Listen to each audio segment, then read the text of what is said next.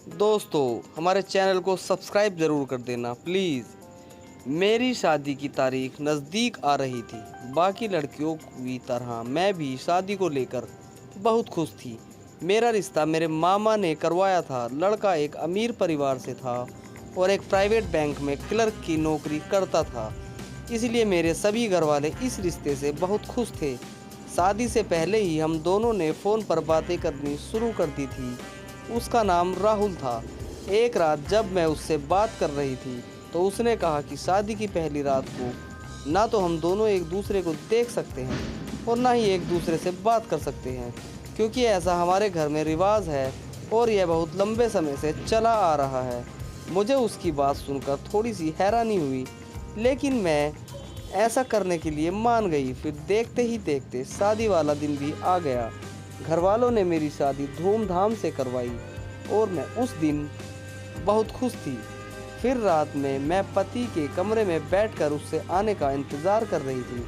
कमरे की लाइट बंद थी और मैं कमरे में बहुत अंधेरे में बैठी थी। फिर किसी ने कमरे का दरवाज़ा खोला और धीरे से अंदर आकर मेरे पास बेड पर बैठ गया। फिर उसने मेरा हाथ पकड़ा और बिना कुछ बोले मेरे हाथ को चूमने लगा। इससे पहले मैं अपने पति से एक बार भी नहीं मिली थी। रिश्ते के वक्त भी हमने एक दूसरे को दूर से ही देखा था। हमारी बात बस फ़ोन पर ही होती थी और मैं सिर्फ उसकी आवाज़ ही पहचानती थी। फिर उसने मुझे पीछे की तरफ लेटा दिया और मेरे ऊपर आकर मेरे होठों को चूमना शुरू कर दिया। मुझे इस तरह से बिना अपने पति को देखे यह सब करना काफ़ी अजीब लग रहा था, लेकिन मुझे उसकी शादी से पहले की कई बात याद है थी। इसीलिए मैंने बिना कुछ बोले चुपचाप उसे यह सब करने दिया।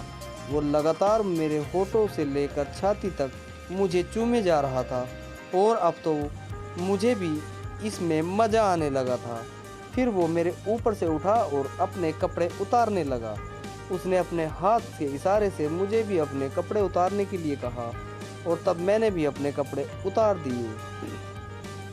फिर उसने बिना कपड़ों के मेरे शरीर को छाती से लेकर नीचे तक चूमना शुरू कर दिया और मेरे बदन के हर हिस्से पर काफ़ी देर तक चूमता रहा। अब तो मैं भी पूरी तरह से मदहोश हो चुकी थी और मेरी धड़कन काफ़ी तेज चल रही थी। मुझसे भी अब सब्र नहीं हो रहा था। तभी मुझे एक तेज झटका लगा और मेरा तो जैसे कलेजा ही मुंह में आ गया था। तब मैं उसके साथ कसकर लिपट गई, लेकिन जैसे ही मैं उसके साथ लिपटी तो मुझे कुछ ठीक नहीं लगा, क्योंकि राहुल को मैं पहले ही देख चुकी थी और वो दिखने में काफ़ी दुबला पतला था। मगर जिसे मैंने अभी अभी अपनी बाहों में लिया था, उसके शरीर का आकार वैसा बिल्कुल नहीं था जैसे कि राहुल का था। अब मुझे शक होने लगा था कि यह मेरा पति राहुल नहीं बल्कि कोई और आदमी है, लेकिन मैं कुछ बोल भी नहीं सकती थी। मैं अभी यह सब सोच ही रही थी कि इतने में उसने अपना काम पूरा कर लिया। फिर वो मेरे ऊपर से हटा और अपने कपड़े पहनकर बिना कुछ बोले मेरे पास बेड पर लेट गया। मेरे दिमाग में बहुत सी बातें घूम रही थी। ऐसे ही सोचते हुए 2-3 घंटे गुजर गए और अब तो सुबह भी होने वाली थी। तभी मुझे बाहर से किसी की हल्की सी जानी पहचानी सी आवाज़ सुनाई दी। मेरी धड़कन बहुत तेज हो गई और मेरा शक अब यकीन में बदलने लगा था, क्योंकि यह आवाज़ तो मेरे पति राहुल की आवाज़ जैसी थी।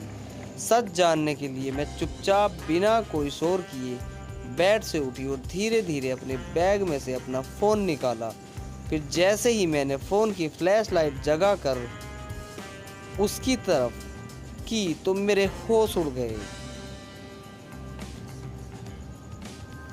मैंने देखा यह मेरा पति नहीं बल्कि ससुर था। मेरी तो जैसे जान ही निकल गई।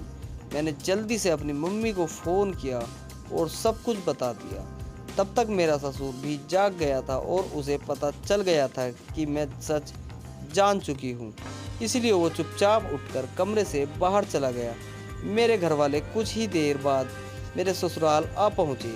मैंने रोते हुए पूरी बात बता दी। तब बात करने पर पता चला कि मेरा पति राहुल नपुंसक था। इससे पहले भी उसकी 2 शादियाँ हो चुकी थी, लेकिन दोनों बीवियाँ सच जानने के बाद उसे छोड़कर चली गई थी। इसीलिए इस बार राहुल के घर वालों ने प्लान बनाया था कि राहुल के पिता मेरे साथ सुहागरात मनाकर मुझे प्रेग्नेंट कर देंगे और अगले ही दिन राहुल को 2 साल के लिए विदेश भेज देंगे। इस तरह से अगर मुझे शादी के 2 साल बाद सच का पता भी चल जाएगा तो मैं बच्चे के लिए राहुल के साथ रहने को मजबूर हो जाऊंगी। सच जानने के बाद मेरे घर वाले तुरंत मुझे लेकर घर वापस आ गए और मैंने राहुल के साथ साथ उसके परिवार के ऊपर मेरे साथ धोखे से शादी करने और फिर गलत काम करने का केस कर दिया।